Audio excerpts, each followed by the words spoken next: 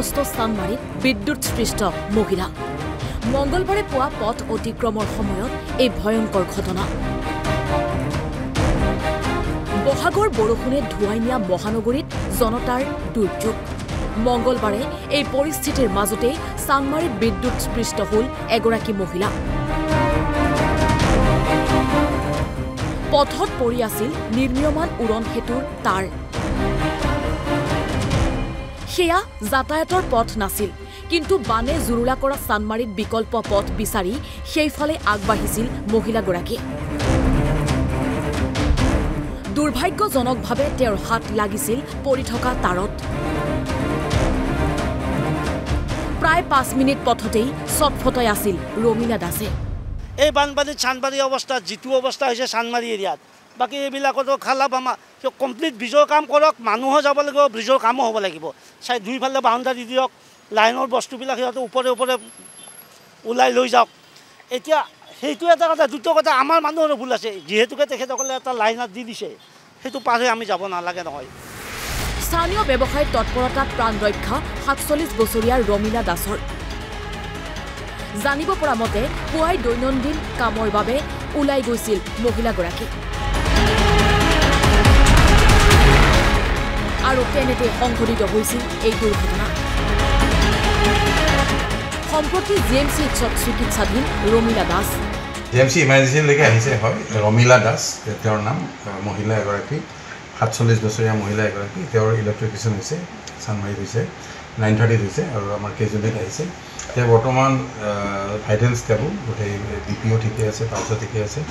room এয়াৰত অক্সিজেনত ঠিকে আছে 100% আছে আৰু তেওঁৰ যিটো কনচিয়াছনেছ লেভেলো ঠিকে আছে আৰু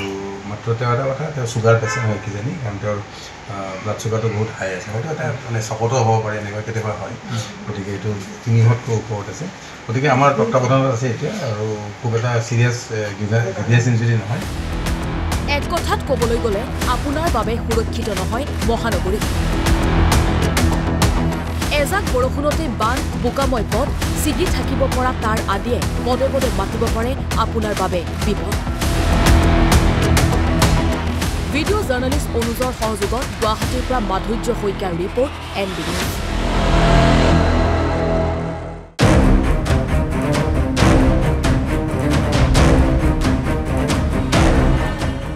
বান বিধ্বস্ত চানমাৰীত বিদ্যুৎস্পৃষ্ট মহিলা মঙ্গলবাৰে পুৱা পথ অতিক্ৰমৰ সময়ত এই ভয়ংকৰ ঘটনা বহাগৰ বৰষুণে ধুৱাই নিয়া মহানগৰীত জনতাৰ দুৰ্যোগ মঙ্গলবাৰে এই পৰিস্থিতিৰ মাজতে চানমাৰীত বিদ্যুৎস্পৃষ্ট হল এগৰাকী মহিলা পথত পৰি আছিল নিৰ্মীয়মান উৰণ সেতুৰ তাঁৰ সেয়া যাতায়াতৰ পথ নাছিল কিন্তু বানে জুৰুলা কৰা চানমাৰীত বিকল্প পথ বিচাৰি সেইফালে আগবাঢ়িছিল মহিলাগৰাকী দুৰ্ভাগ্যজনকভাৱে তেওঁৰ হাত লাগিছিল পৰি থকা তাঁৰত প্ৰায় ৫ মিনিট পথতেই চটফটাই আছিল ৰমিলা দাসে এই বানপানীত চানমাৰী অৱস্থাত যিটো অৱস্থা হৈছে চানমাৰী এৰিয়াত বাকী এইবিলাকতো খালাপ আমাৰ কমপ্লিট ব্ৰিজৰ কাম কৰক মানুহো যাব লাগিব ব্ৰিজৰ কামো হ'ব লাগিব চাই দুইফালে বাউণ্ডাৰী দিয়ক লাইনৰ বস্তুবিলাক সিহঁতে ওপৰে ওপৰে ওলাই লৈ যাওক এতিয়া সেইটো এটা কথা দুটা কথা আমাৰ মানুহৰো ভুল আছে যিহেতুকে তেখেতসকলে এটা লাইনত দি দিছে সেইটো পাৰ হৈ আমি যাব নালাগে নহয় স্থানীয় ব্যৱসায়ীৰ তৎপৰতাত প্ৰাণ ৰক্ষা ৪৭ বছৰীয়া ৰমিলা দাসৰ জানিব পৰা মতে পুৱাই দৈনন্দিন কামৰ বাবে ওলাই গৈছিল মহিলাগৰাকী আৰু তেনেতে সংঘটিত হৈছিল এই দুৰ্ঘটনা সম্প্ৰতি জিএমচি চিকিৎসাধীন ৰমিলা দাস জিএমচি ইমাৰ্জেঞ্চিলৈকে আহিছে হয় ৰমিলা দাস তেওঁৰ নাম মহিলা এগৰাকী ৪৭ বছৰীয়া মহিলা এগৰাকী তেওঁৰ ইলেক্ট্ৰিফিকেশ্যন হৈছে চানমাৰীত হৈছে 9:30 হৈছে আৰু আমাৰ কেজুৱেলিত আহিছে তেওঁ বৰ্তমান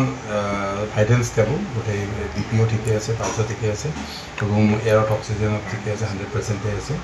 আৰু তেওঁৰ যিটো কনচিয়াছনেছ লেভেলো ঠিকে আছে আৰু মাত্ৰ তেওঁ এটা কথা তেওঁ চুগাৰ পেচেণ্ট হয় কিজানি কাৰণ তেওঁৰ ব্লাড চুগাৰটো বহুত হাই আছে হয়তো এটা মানে চকতো হ'ব পাৰে এনেকুৱা কেতিয়াবা হয় গতিকে এইটো ৩০০তকৈ ওপৰত আছে গতিকে আমাৰ তত্ত্বাৱধানত আছে এতিয়া আৰু খুব এটা চিৰিয়াছ ইঞ্জুৰি নহয় এক কথাত ক'বলৈ গ'লে আপোনাৰ বাবে সুৰক্ষিত নহয় মহানগৰী এজাক বৰষুণতে বান বোকাময় পথ ছিগি থাকিব পৰা তাৰ আদিয়ে পদে পদে মাতিব পাৰে আপোনাৰ বাবে বিপদ ভিডিঅ' জাৰ্নেলিষ্ট অনুজৰ সহযোগত গুৱাহাটীৰ পৰা মাধুৰ্য শইকীয়াৰ ৰিপৰ্ট NB News